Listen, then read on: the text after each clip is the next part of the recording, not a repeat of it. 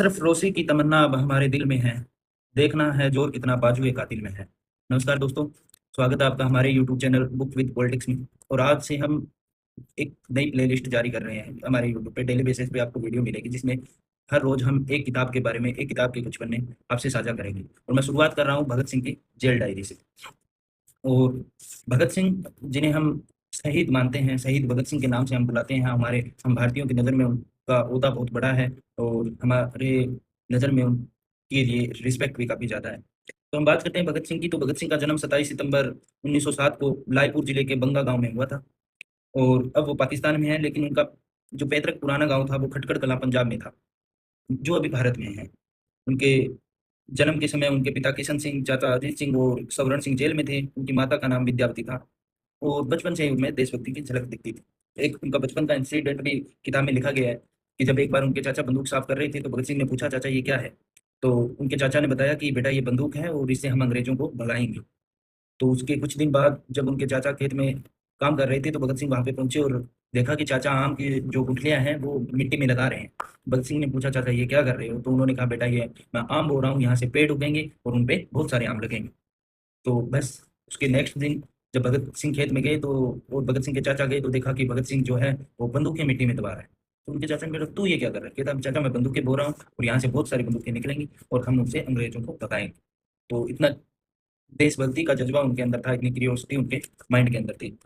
और उनका एक कोट भी है कि इस कदर वाकिफ है मेरी कलम मेरे जज्बातों से, अगर मैं इश्क लिखना चाहूँ तो इनकलाब लिखा जाता है। ये भगत सिंह का कोट था। और अब हम मुख्य रूप से डायरी का जो है पढ़नी स्टार्ट करते हैं। तो मैं आपको डायरी के मुख्य बिंदुओं से अवगत करवाऊंगा, क्योंकि पूरी किताब हम पढ़ेंगे तो वीडियो भी लंबे हो जाएंगे और काफ़ी ज़्यादा वीडियो हो जाएंगे। तो यहाँ जो था भगत सिंह का जेल का परिदृश्य आपको बताया गया है। फांसी की तख्ती पर चढ़ने से कुछ घंटे पहले तक वो लेनिन की जीवनी पढ़ रहे थे।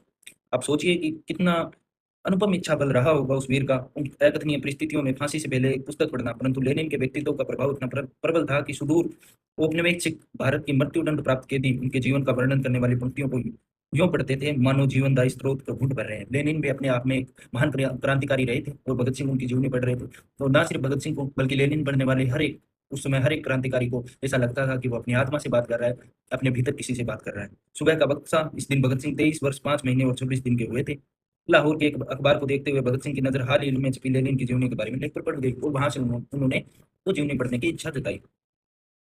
एक विलक्षण क्रांतिकारी और भारत के राष्ट्रीय नायक भगत सिंह का जीवन, जिन्हें ब्रिटिश औपनिवेशिक अधिकारियों ने 1931 में फांसी दे दी, उनके बारे में हम इस उनकी जेल डायरी के बारे में हम पढ़ते हैं।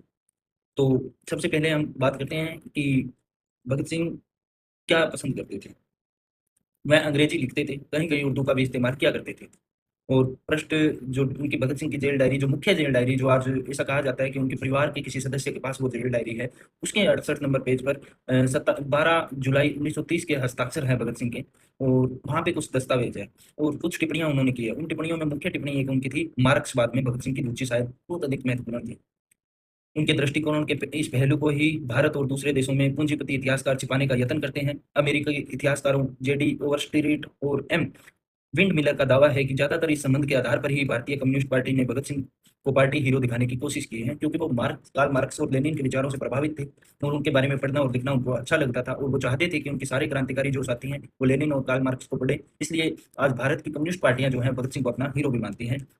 बायर, वेहटमैन और वर्डवर्थ की स्वतंत्रता के विषय पर पंक्तियां अपनी डायरी में उतारी। उन्होंने इब्सन के नाटक दोस्तोयेवस्की का अपराध और दंड और ह्यूगो का पद दलित उपन्यास पढ़े। रूसी क्रांतिकारी वेरा फिगनर तथा रूसी विद्वान और क्रांतिकारी अन मोरोजोव की रचनाओं से जेल की जीवन की कठिनाइयों के जो उदाहरण उतारे वे उनकी मनोभावना के अनुरूप थे। उमर खयाम की पंक्तियां भी थी जो यह दिखाती थी किस प्रकार भगत सिंह ने जीवन और मृत्यु के प्रश्नों का मनन किया है।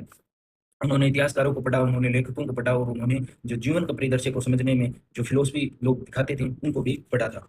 जुलाई 1930 में उन्होंने दूसरे इंटरनेशनल का पतन और वामपंथी कम्युनिज्म, पंडित क्रोपोत्किन की परस्पर सहायता तथा मार्क्स की फ्रांस में गृह युद्ध की रचनाएं मंगवाई। जेल में उन्होंने अमेरिकी समाजवादी यूनियन वी डेव्स तथा निम्न कथन, जब तक निम्न वर्ग है मैं उसमें हूँ, जब तक कोई अपराधी तत्व है मैं उसमें हूँ और जब तक कोई जेल में है मैं स्वतंत्र नहीं हूँ लिखा। निरर्थक घृणा की खातिर नहीं, सम्मान, यश और आत्म प्रशंसा की खातिर नहीं, बल्कि अपने ध्येय की कीर्ति की खातिर तुमने ऐसा कुछ किया जो कभी भुलाया नहीं जाएगा। ये भगत सिंह ने अपनी डायरी में उन लोगों के से प्रेरित होकर लिखा था। पृष्ठ संख्या 23 पर भगत सिंह ने थॉमस जेफरसन की ये प्रसिद्ध शब्द लिखे थे कि आज़ादी के विरवे के समय समय पर देशभक्तों और तानाशाहों के जो खून से ताज़ा किया जाना चाहिए, ये कुदरती खात है। उनका मानना था कि आज़ादी को टाइम टाइम पर तानाशाह भी ज़रूरी होते हैं और टाइम टाइम पर आज़ादी के लिए क्रांतियाँ उठनी भी ज़रूरी होती है। जिस प्रकार भूमि में खाद काम करती है, उसी प्रकार ये जो खून जो क्रांति का बहता है, ये राजनीति में खाद का काम करता है। भारत की समस्याएँ विश्व के विकास की परिधि में ही हल की जा सकती है। उनका मानना था कि विश्व में जो परिस्थितियाँ हैं, अगर वो बदलेंगी, तो ही भारत की परिस्थितियाँ बदलेंगी। पैट्रिक हेनरी का निम्न भावपूर्ण कथन भी उनकी डायरी में नोट किया मिला कि क्या ज़िंदगी इतनी प्यारी और चैन इतना मीठा है कि बेड़ियों और दास्तां की कीमत पर उन्हें खरीदा जाए? क्षमा करो सर्वशक्तिमान प्रभु, मैं नहीं जानता कि वे क्या रास्ता अपनाएँगे। मुझे तो बस स्वतंत्रता या मौत दो। ये पैट्रिक हेनरी का वाक्य था कि मुझे या तो आज़ादी चाहिए या मौत चाहिए, और इसी कोट से प्रभावित होकर भगत सिंह ने ये कोट अपनी डायरी में नोट किया था कि ज़िंदगी और चैन जो है कभी इतना मीठा नहीं हो सकता कि मैं अपनी बेड़ियाँ और हथकड़ियाँ बेच के उसे कमा लूँ। मैं बेड़ियों और हथकड़ियों में रहना मैं ज़रूर एक्सेप्ट करूँगा, लेकिन मैं गुलामी एक्सेप्ट नहीं कर सकता।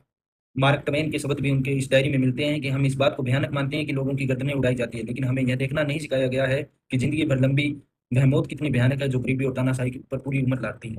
उनका मानना था कि हम मानते हैं कि जब लोगों की गर्दन उतारी जाती है तो वो भयानक होता है, वो दुखदायी दृश्य होता है। लेकिन आपने कभी सोचा है वो दृश्य कितना दुखदायी होगा जब हम गुलामी और तानाशाही के अंदर अपना संपूर्ण जीवन एक लंबी ज़िंदगी काटते हैं? वो दर्द उस दर्द से कहीं ज़्यादा दुखदायी होता है। और सबके ब्यूरो का एक उदाहरण उन्होंने नोट किया था, उसका शीर्षक था सबके खिलाफ अकेला। वर्तमान सामाजिक व्यवस्था और बेहुदा कार्यतंत्र जिसमें समग्र के अंश एक दूसरे के विपरीत हैं और समग्र के खिलाफ काम करते हैं। हम देखते हैं कि समाज में प्रत्येक वर्ग अपने स्वार्थ के कारण दूसरे वर्गों का हित चाहता है, हर तरह से व्यक्तिगत हित को जन कल्याण के खिलाफ रखता है। और आगे यहाँ लिखते हैं कि डॉक्टर का स्वार्थ है कि समाज में ज़्यादा से